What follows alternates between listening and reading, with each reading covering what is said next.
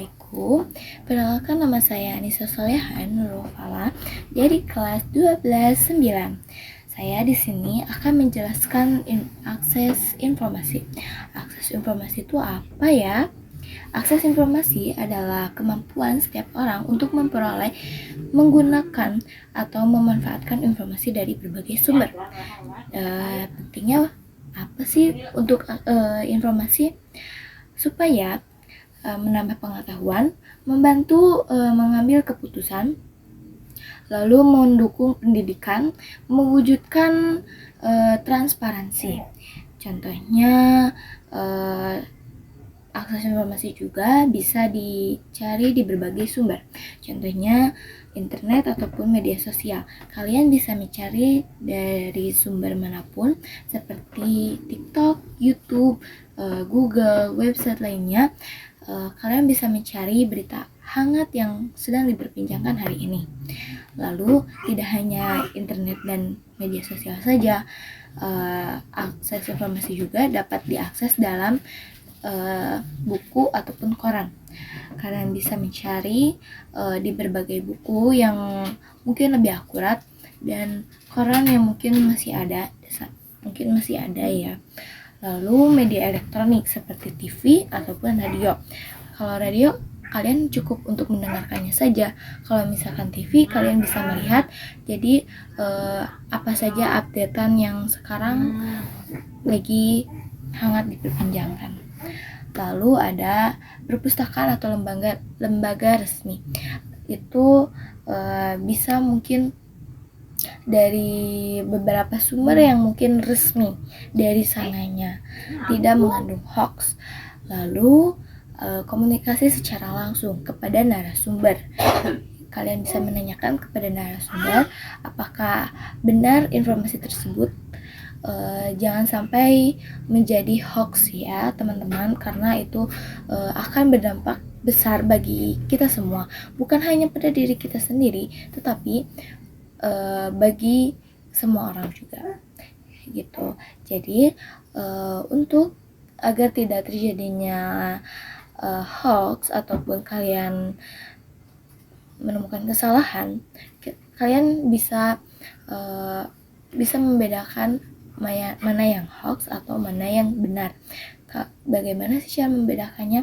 Kalian mencari lagi dari sumber-sumber lainnya yang mungkin terpercaya bagi kalian semua.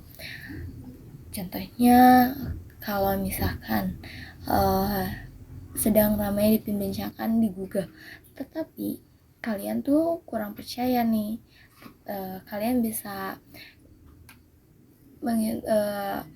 mencari sumber dari website atau YouTube atau buku ataupun koran ataupun perpustakaan, atau kalian bisa secara langsung untuk menanyakan hal itu kepada narasumber yang mungkin tidak akan terjadinya hoax. Lalu cara mengakses informasinya bagaimana? Mengidentifikasi kebutuhan informasi. Tentukan apa yang ingin dicari, seperti kalian mencari updatean hari ini, berita hangat yang sedang diperbincangkan. Lalu ada menentukan sumber informasi. Pilih sumber terpercaya seperti yang kalian percayakan, seperti internet ataupun media sumber lainnya kayak gitu. Lalu ada menggunakan alat pencarian seperti mesin pencarian, katalog, perpustakaan atau database akademik. Lalu ada mengevaluasi informasi, cek keakuratan, keaslian, referensi atau keandalan. Kalian bukan hanya mencari informasi saja, tetapi kalian juga harus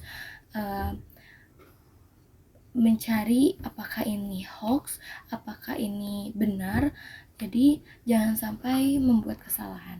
Kalian bisa mencari di berbagai sumber kayak tadi. Lalu kita juga harus pintar-pintar membaca lagi informasi tersebut.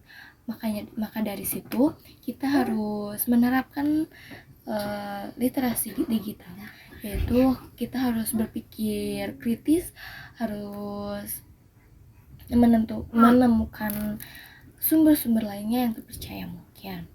Lalu ada mengelola informasi, yaitu kalian bisa mencatat, menyimpan, atau olah informasi agar mudah digunakan kembali. Seperti mungkin sekarang tidak digunakan, tetapi mungkin di kemudian hari itu bisa terjadi dan dibutuhkan kayak gitu. Lalu pasti ada hambatan di setiapnya, yaitu keterbatasan teknologi, kurangnya literasi informasi. Nah, di sini kita harus pintar-pintar literasi, karena kita salah sedikit saja itu akan berdampak lebih besar, sangat besar. Lalu pembatasan akses, adanya kesenjangan wilayah. Lalu di sini juga akses informasi ada etikanya, seperti hormati hak cipta atau privasi. Lalu gunakan informasi secara positif, jangan sebarkan hoax. Jadi teman-teman harus pintar-pintar mencari informasi yang akurat, keaslian dan revalensi untuk kedepannya.